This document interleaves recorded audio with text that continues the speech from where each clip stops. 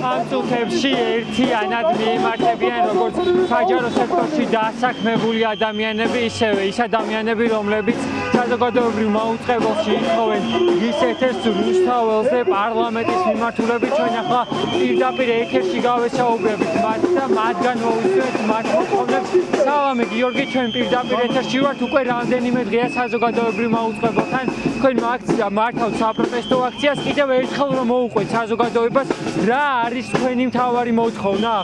ჩვენი მოთხოვნა არის რომ საზოგადოებრივ მაუწყებელი გათავისუფლდეს ხელისუფლების კონტროლისგან და გახდეს ნამდვილად დამოუკიდებელი და საზოგადოებისთვის მიკუთვნილი ტელევიზია ამისთვის აუცილებელია რომ რუსმა პროპაგანდისტმა თავისი შინაარსით და ქართული ოცნების დიდ დანიშნულმა აქტივისტმა და პოლიტიკურმა პირმა ვასილ მაღლაფერიძემ დატოვოს საზოგადოებრივ მაუწყებელი და რა თქმა უნდა მთელმა მისმა გუნდმა იმისთვის რომ ეს ტელევიზია გათავისუფლდეს რუსული პროპაგანდისგან და იქცეს რეალურად საზოგადოება. თქვენ ნახეთ რომ 40 წუთის განმავლობაში გახსნილი ეთერი რამდენად პოპულარულია მთელ ქვეყანაში, რადგანაც ხალხს სურს ნახოს რეალური მსჯელობა და დისკუსია საზოგადოებრივ მაუწყებელზე. თუმცა ეს შეუძლებელი არის ამ პირობებში.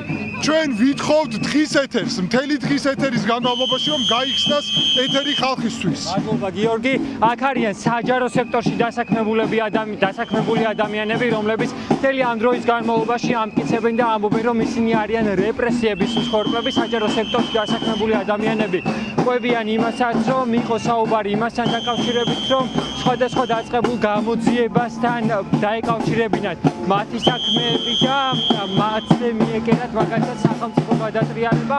ვთხოვ ახლა ოპერატორს გამომყვეს ჩემთან და პირდაპირ ეთერში გავესაუბრებით საჯარო სექტორში დასაქმებულებს. სალამი.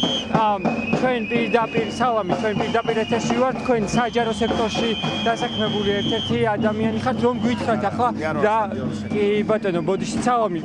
გამარჯობა, თქვენ საჯარო სექტორში დასაქმებული ადამიანი ბრძანდებით.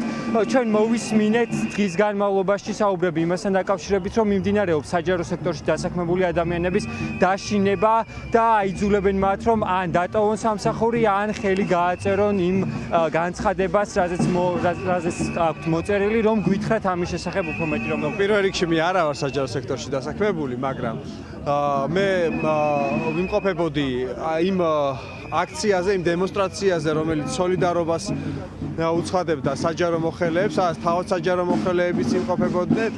თბილისის მერიიდან გათავისუფლდა რამდენიმე ადამიანი, პრობაციის სამსახურიდან გათავისუფლდნენ სოციალური მუშაკები და ფსიქოლოგები.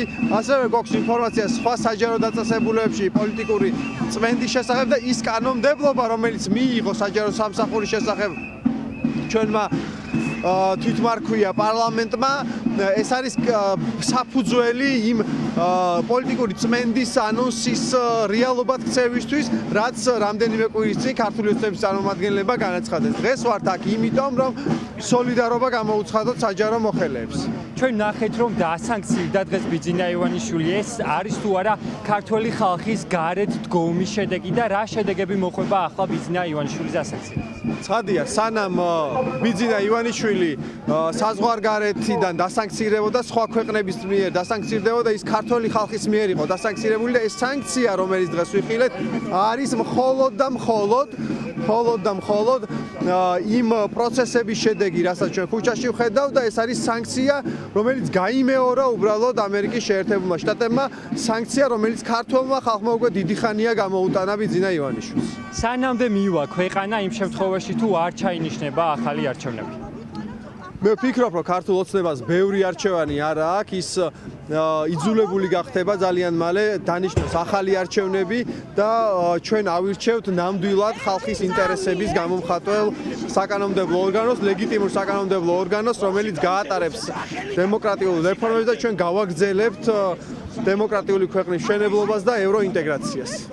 მადლობა ძალიან დიდი. თქვენ უსმენდით აქციის მონაწილეებს, რომლებიც ახლა უკვე ფილარმონიასთან არიან და მსვლელობით შეუერთდებიან პარლამენტის წინ მიმდინარე საპროტესტო აქციას.